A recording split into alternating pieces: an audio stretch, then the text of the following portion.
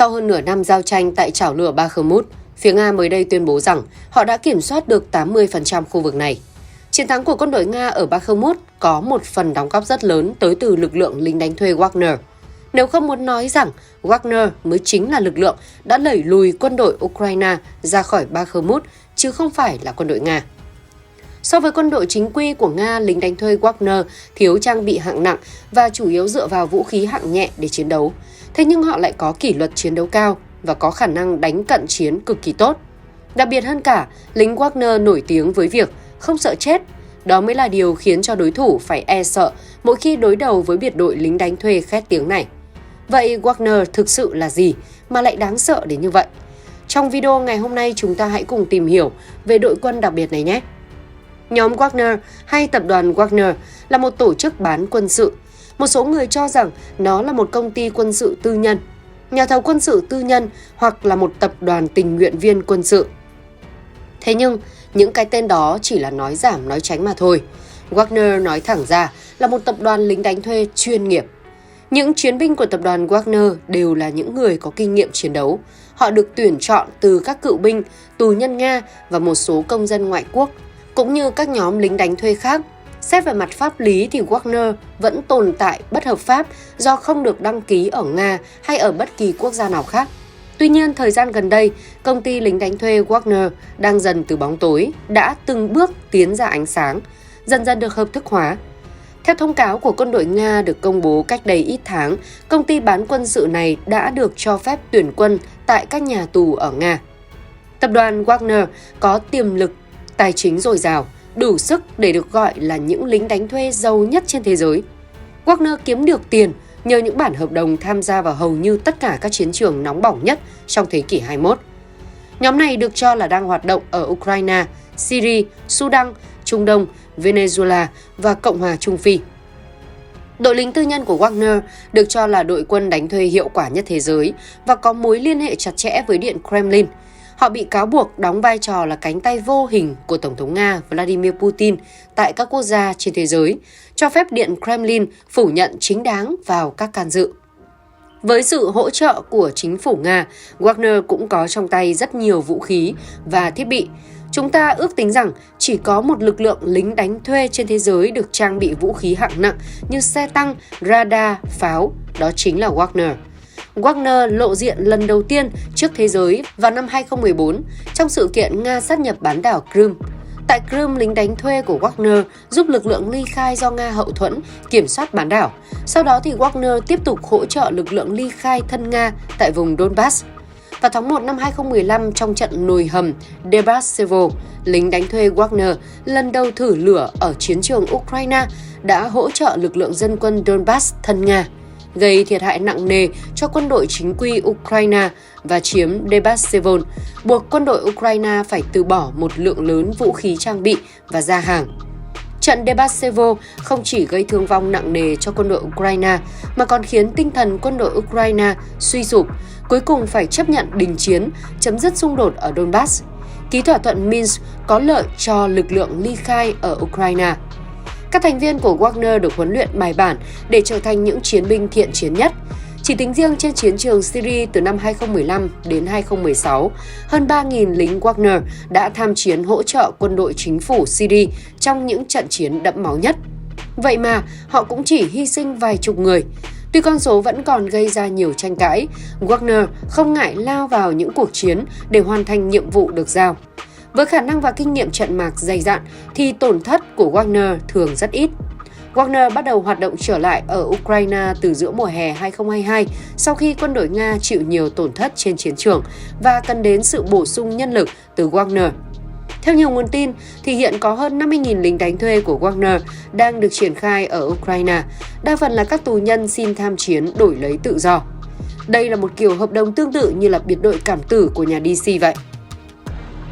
Ngay sau khi tham chiến, Wagner luôn đóng vai trò là lực lượng tấn công chủ lực của Nga trên nhiều mặt trận nóng ở miền đông Ukraine. Hai trận đánh tiêu biểu của Wagner cho đến hiện nay có thể kể đến như là Soledar và Bakhmut ở vùng Donetsk vào đầu năm 2023. Tuy nhiên, thành tựu này đạt được với sự hỗ trợ của pháo binh từ các lực lượng chính quy Nga. Vai trò của lực lượng Wagner tại Bakhmut có ý nghĩa quan trọng đối với chiến dịch quân sự của Nga. Sự hiện diện của các chiến binh Wagner là nguồn bổ sung kịp thời để lực lượng Nga tiếp tục tiến công không chỉ ở Bakhmut mà còn ở các mặt trận khác tại Donbass.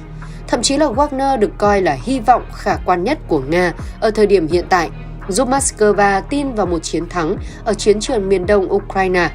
Mặc dù chỉ là một đội quân đánh thuê, nhưng khả năng tác chiến của lực lượng Wagner là rất đáng nể, thậm chí là trong nhiều trường hợp còn hiệu quả hơn lính chính quy Nga.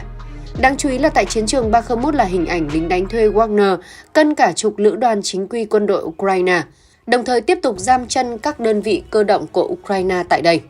Tham mưu trưởng lục quân Pháp Đại tướng Pierre Chiu cho biết Wagner hiện là lực lượng đóng vai trò tích cực nhất trong chiến dịch của Nga ở Ukraine, đồng thời xem công ty quân sự tư nhân là đối thủ đáng gờm vì sẵn sàng trả giá để đạt được mục tiêu. Vị tướng này cho rằng những nhóm lính đánh thuê như Wagner sẽ có vai trò quan trọng trong tương lai. Tuy nhiên, ông cho rằng không phải nhóm nào cũng hiệu quả như Wagner, vốn nhận được sự hỗ trợ của nhà nước ở mức độ đáng kể. Điều này có được là nhờ mối quan hệ giữa ông chủ tập đoàn Wagner với người đứng đầu nhà nước Nga. Trước đây, có rất nhiều đồn đoán về người đứng đầu tập đoàn Wagner thực sự là ai. Cho đến tháng 9 năm 2022, tỷ phú người Nga Yevgeny Prigozhin đã đứng ra ánh sáng và thừa nhận mình là người lãnh đạo tổ chức này. Bạn đừng nhìn vào danh xưng tỷ phú mà nghĩ rằng đây là một doanh nhân làm việc bán giấy bình thường. Người đàn ông này đã có một quá khứ khiến ai cũng phải khiếp hãi. Yevgeny Prigozhin, sinh năm 1961, tuổi thơ của Prigozhin ít được biết đến. Ông dành hầu hết những năm 1980 của mình trong tù, thụ án 9 năm vì tội trộm cướp, lừa đảo và lôi kéo thanh thiếu niên phạm tội. Sau khi mãn hạn tù thì ông mở một quầy bán xúc xích ở Saint Petersburg vào những năm 1990 và nhanh chóng mở rộng thành các khu ăn uống sang trọng, trong đó có nhà hàng nổi New Iceland là nhà hàng yêu thích của Putin, giữ chức phó thị trưởng thành phố lúc đó. Mối quan hệ tốt đẹp với giới tinh hoa Nga đã mang lại cho Yevgeny Prigozhin những hợp đồng béo bở, cho phép cung cấp suất ăn cho các trường học, bệnh viện và quân đội. Tuy nhiên thì những hoạt động bên ngoài nhà bếp mới là thứ gắn liền ông với biệt danh đầu bếp của Putin. Những tài liệu ít ỏi bị rò rỉ đã khắc họa hình ảnh ông Prigozhin như một doanh nhân, nhà quản lý có tài trong lĩnh vực dịch vụ hậu cần. Bên cạnh việc cung cấp các dịch vụ hỗ trợ an ninh ở châu Phi và Trung Đông, những công ty liên quan tới Prigozhin cũng đã đẩy mạnh xuất khẩu lương thực, thực phẩm, phục vụ ngày càng nhiều nhân lực và chuyên gia quân sự của Nga hoạt động trên khắp thế giới. Vào tháng 9 năm 2022, trong một lần hiếm hoi chia sẻ về những ngày đầu khi thành lập Wagner, tỷ phú Prigozhin cho biết: "Tôi đã tự lau chùi những vũ khí cũ, tự mình phân loại áo chống đạn và tự tìm những chuyên gia có thể giúp tôi việc này." Kể từ thời điểm đó, ngày 1 tháng 5 năm 2014, một nhóm những người yêu nước Nga đã ra đời.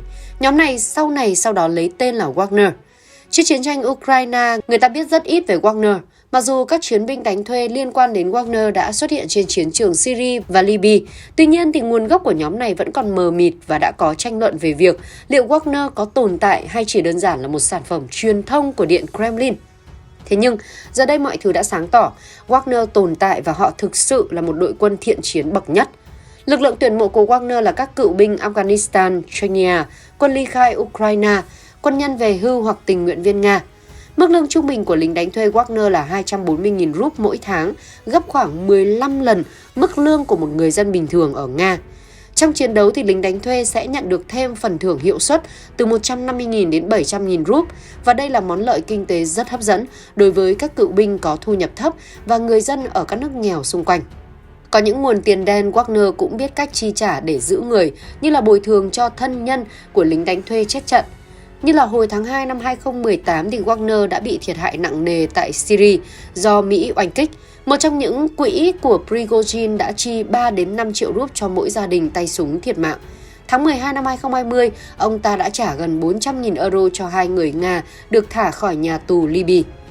Với số tiền đó không khó hiểu khi có nhiều người bán mạng mình cho chiến tranh và ông Prigozhin đã xây nên một quân đội lính đánh thuê đáng gờm.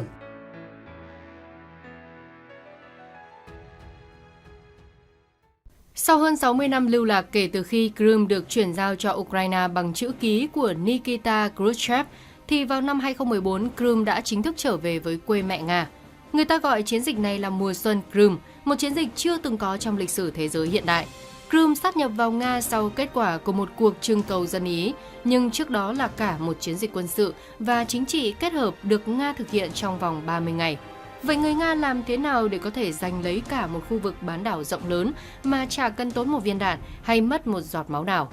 Chiến thuật đỉnh cao này đã khiến phương Tây bất ngờ ra sao? Hôm nay chúng ta hãy cùng tìm hiểu câu chuyện thú vị này nhé!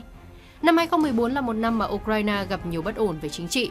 Phong trào thân phương Tây Euromaidan biểu tình, bạo loạn đòi lật đổ chính phủ Ukraine tại Kiev. Tổng thống Ukraine đương nhiệm Yanukovych cùng nhiều thành viên nội các phải bỏ chạy khỏi Kiev sang Nga để tị nạn. Ông Yanukovych vẫn nhận được sự ủng hộ mạnh mẽ của các cử tri ở miền đông nam Ukraine. Đó là những nơi tập trung đông người Nga, người Ukraine gốc Nga và người nói tiếng Nga chiếm đa số. Chính vì vậy, việc Tổng thống Yanukovych bị lật đổ khiến cho phong trào chống chủ nghĩa thân phương Tây anti-Euromaidan bùng phát mạnh tại các khu vực này. Đặc biệt, tại Crimea, vùng đông người Nga nhất ở Ukraine đã phát đi tiếng nói mạnh mẽ nhất. Tiếng nói của Crimea càng có sức nặng với tư cách họ là một nước cộng hòa tự trị, có quốc hội riêng, chính quyền riêng. Người Crimea bắt đầu nói về khả năng đòi ly khai và đây chính là thời cơ không thể tốt hơn cho Nga để đưa Crimea về với đất mẹ. Rất nhanh chóng vào đêm ngày 22 rạng sáng ngày 23 tháng 2 năm 2014, Tổng thống Nga Vladimir Putin đã triệu tập một cuộc họp khẩn với nội các của mình. Cuộc họp kết thúc vào khoảng 7 giờ sáng. Khi chia tay mọi người, trước khi cuộc họp kết thúc, ông Putin nói với mọi người rằng tình hình tại Ukraine đã thay đổi nên chúng ta cần bắt tay vào việc đưa Crimea quay trở lại Nga. Bởi theo Tổng thống Putin không thể bỏ mặc số phận vùng lãnh thổ này và người dân sống ở đó trước làn sóng tộc chủ nghĩa. Và Putin đưa ra các nhiệm vụ cụ thể, nói lý do và làm như thế nào, đồng thời cũng ngay lập tức khẳng định chính quyền Nga sẽ làm điều đó trong trường hợp chắc chắn người dân Crimea muốn vậy. Bởi vậy, mệnh lệnh đầu tiên Tổng thống Nga đưa ra không phải với các cơ quan an ninh và Bộ Quốc phòng, mà là văn phòng của ông, yêu cầu các chuyên gia Điện Kremlin cùng các nhà xã hội học tiến hành một cuộc điều tra bí mật tại Crimea. Người dân Crimea trả lời câu hỏi nào nếu từ trưng cầu dân Ý còn chưa định hình. Cuộc thăm dò được tiến hành một cách bí mật, những người muốn sát nhập với Nga chiếm tới 75%. Với Tổng thống Putin rõ ràng, nếu Nga đi theo hướng đó, mức độ và số lượng người muốn sự kiện lịch sử này xảy ra còn cao hơn. Ông Putin kể lại rằng, mục đích cuối cùng không phải là chiếm Crimea và sát nhập, mục đích cuối cùng là để người dân có thể bày tỏ quan điểm của họ muốn sống như thế nào. Tôi nói rất thẳng thắn và thành thực. Về phần mình tôi nghĩ nếu người dân muốn điều đó sẽ diễn ra. Nghĩa là họ sẽ ở đó với quyền tự trị lớn hơn với một số quyền nào đó. Tuy nhiên, nếu họ muốn theo cách khác, chúng tôi không thể bỏ họ. Chúng tôi biết kết quả trưng cầu dân Ý và chúng tôi làm những gì cần phải làm. Tổng thống Putin cũng khẳng định ông đã chỉ thị phải tiến hành việc sát nhập hoàn toàn dựa trên nguyện vọng của người dân bán đảo, thực hiện mọi quy trình theo pháp luật. Ông cũng không sử dụng quyền đưa quân vào Crimea mà Thượng viện Nga trao cho ông trước đó. Ngày 16 tháng 3 năm 2014, tại Crimea đã diễn ra cuộc trưng cầu dân Ý về quy chế của khu tự trị này. Trong đó hơn 96% số người tham gia đã ủng hộ Crimea gia nhập nước Nga.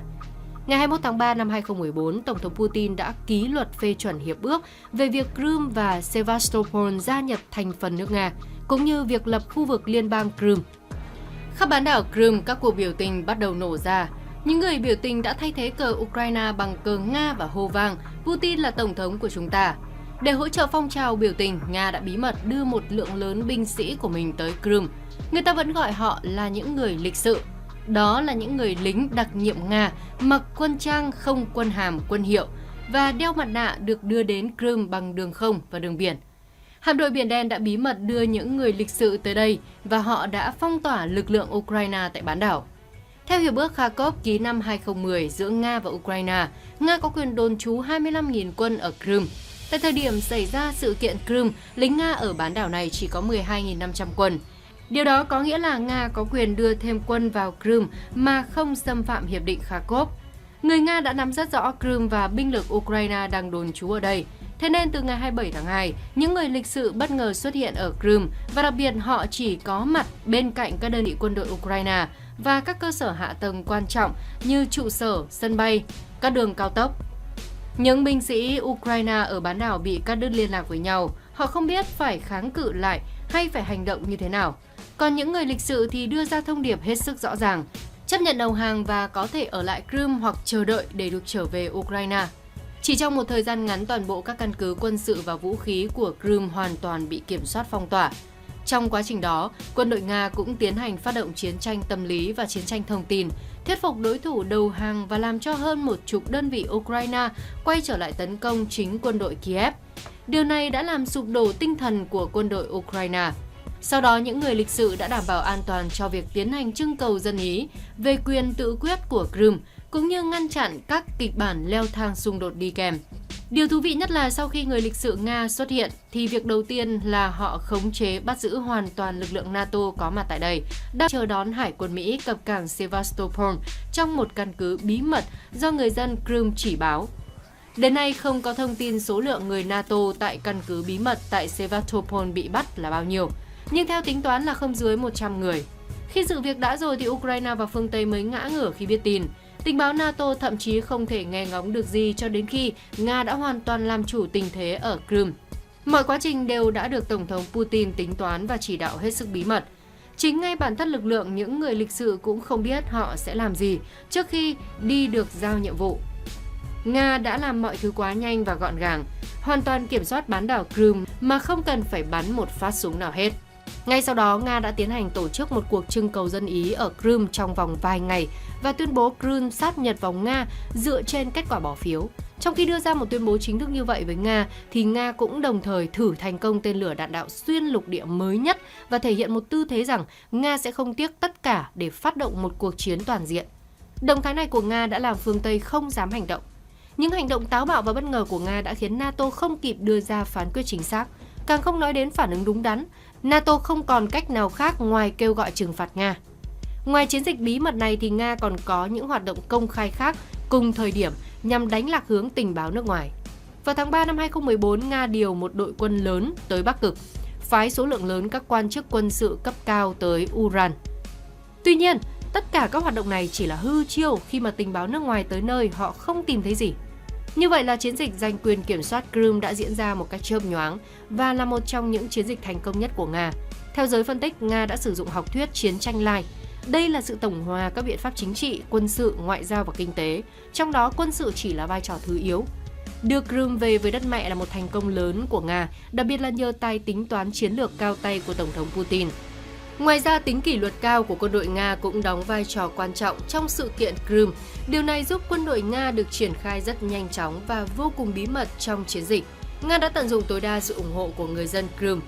Ban đầu, phương Tây cho rằng kết quả trưng cầu dân Ý tại Crimea là thành quả từ áp lực mạnh mẽ và các biện pháp tuyên truyền của Nga. Tuy nhiên, các cuộc thăm dò độc lập được tiến hành sau đó đã cho thấy 82% người dân bán đảo ủng hộ sự kiện này, chỉ có 4% phản đối. Kết quả của cuộc đối đầu chiến thuật về vấn đề Crimea giữa Nga và phương Tây, 8 tướng quân sự cấp cao của Mỹ đã phải từ chức vì sự thất bại của tình báo Mỹ trong sự kiện này.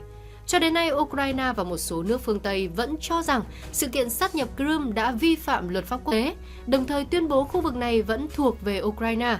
Nhưng ông Putin vẫn tuyên bố dứt khoát khép lại các vấn đề về việc sát nhập bán đảo Crimea. Video đến đây là hết rồi. Cảm ơn các bạn đã xem nhé. Nhớ like và nhấn nút đăng ký để nhận thông báo khi có video mới nhất từ bọn mình nhé.